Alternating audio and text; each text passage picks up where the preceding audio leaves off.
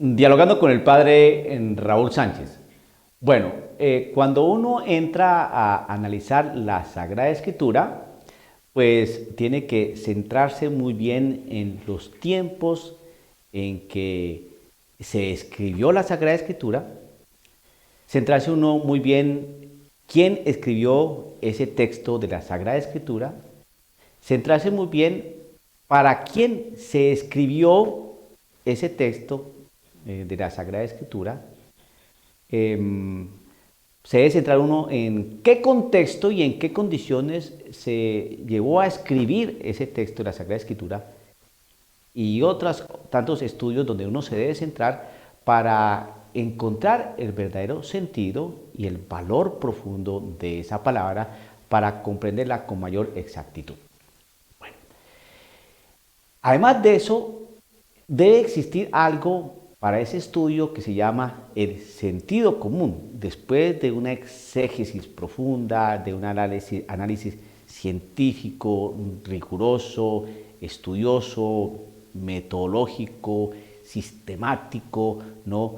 Con las categorías propias académicas, ¿no? De la hermenéutica bíblica, de los géneros literarios y de tantas otras cosas que se deben tener en cuenta para estudiar la Sagrada Escritura. Existe algo que es algo elemental, que es el sentido común. Cuando se utiliza el sentido común, entonces uno puede comprender si las cosas que se dijeron hace tanto tiempo, hace más de 2000 años o 2000 años para acá, se pueden conectar en el día de hoy, si lo que se dijo hace 2000 años cabe para hoy, que si lo que se dijo hace 2000 años se estaba viviendo hace 2000 años o era para tiempos posteriores. Todo ese tipo de cosas nos lo enseña el sentido común, un poco de utilizar la razón, así, de manera sencilla. Bien, ¿por qué estoy diciendo eso? Bueno, porque vamos a tocar un texto de Pablo a Timoteo. La primera carta de Pablo a Timoteo en su verso 4. Porque yo creo que es tan actual y ese texto se escribió, pues, digamos, redondeando hace 2000 años. ¿Qué nos dice ese texto? Bueno, lo siguiente, dice así.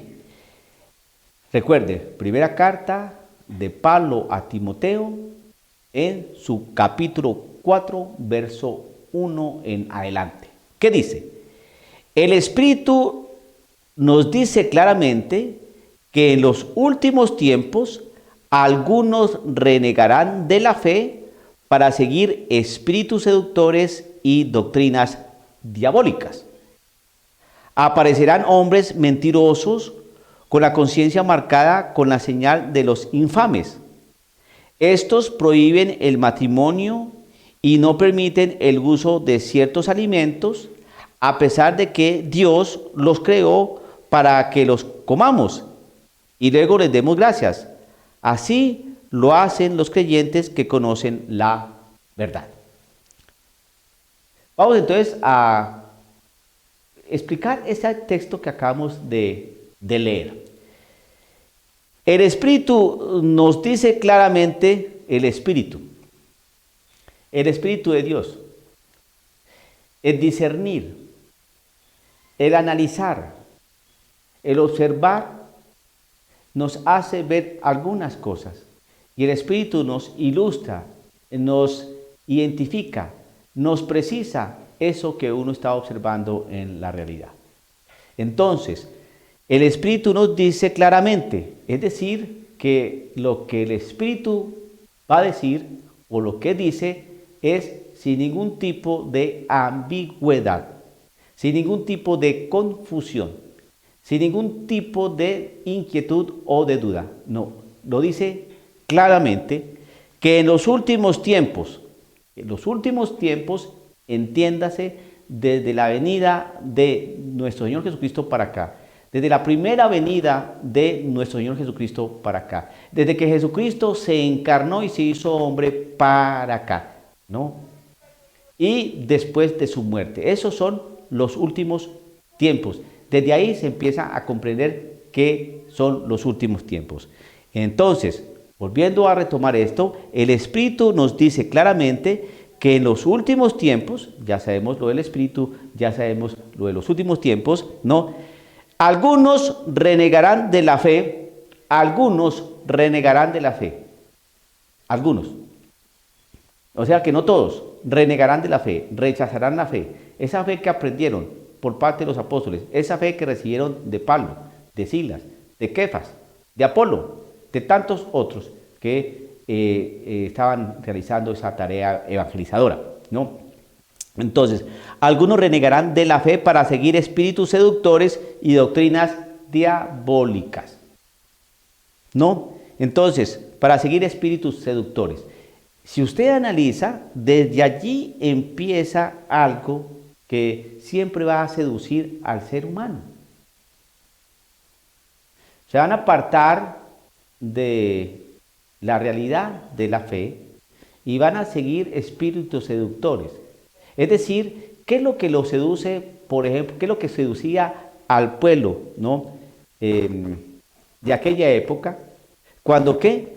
Cuando renegaron de la fe y abrazaron doctrinas o espíritus seductores y doctrinas diabólicas.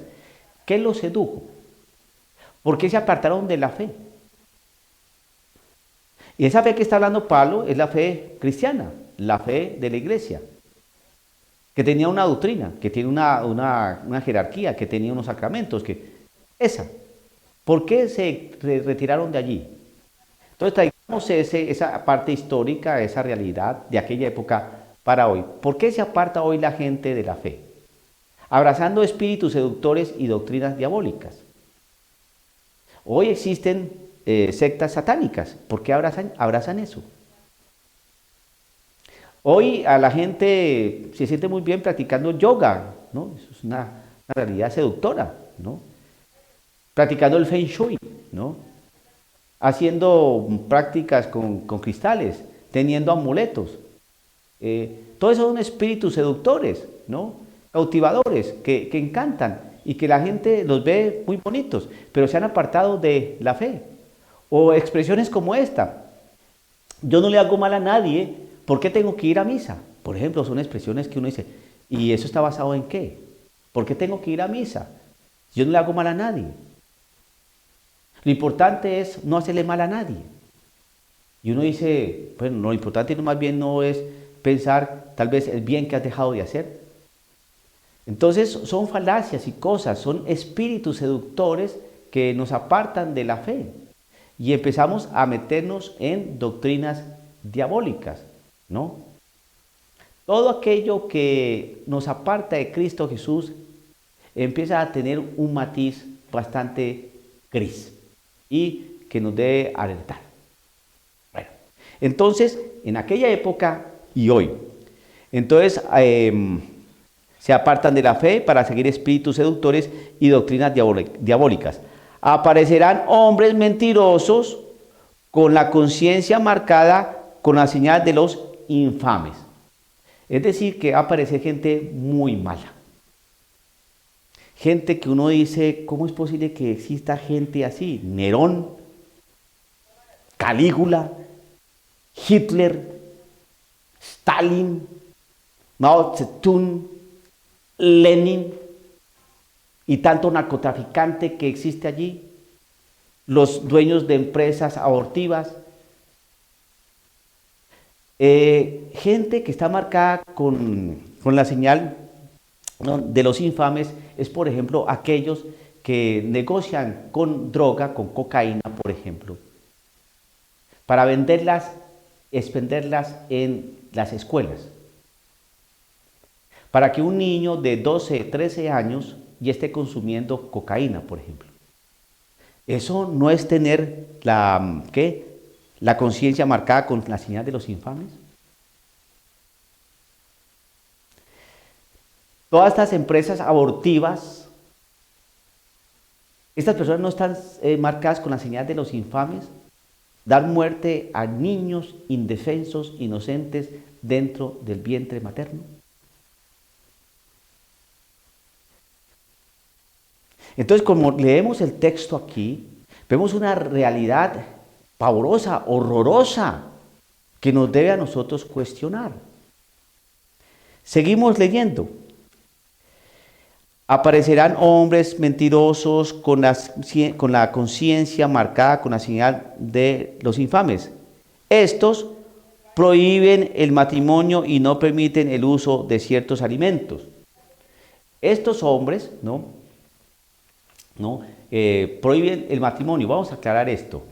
En aquella época, aparecía una secta que eran los gnósticos, que consideraban que el cuerpo era totalmente dañino, los cátaros, otras sectas donde consideraban que el cuerpo, lo material, lo físico era pecaminoso, que lo bueno era el espíritu. Entonces hacían una dualidad maniquea, donde había dos realidades, dos principios, y entonces el cuerpo era malo, el espíritu era bueno. Entonces, como la carne era mala, entonces no se podían casar, porque ya el hecho de tener una intimidad sexual en pareja, eso era pecaminoso, eso era cochino, eso era indecente. Entonces prohibían el matrimonio. Más bien, manténgase puro, manténgase usted la parte espiritual, no carnal. ¿Eso qué es? Eso que uno dice, pero ¿por qué ese tipo de cosas? Y eso en aquella época, y hoy se dicen cosas más o menos parecidas. Prohíben determinados alimentos. Vamos a mirar lo que sigue diciendo acá. Estos prohíben el matrimonio y no permiten el uso de ciertos alimentos. Que no coma esto, que no beba esto, que esto es muy malo, que esto trae si de cuándo, que esto lo va a enfermar. Sabiendo que ¿qué? A pesar de que Dios los creó para que los comamos y luego les demos gracias.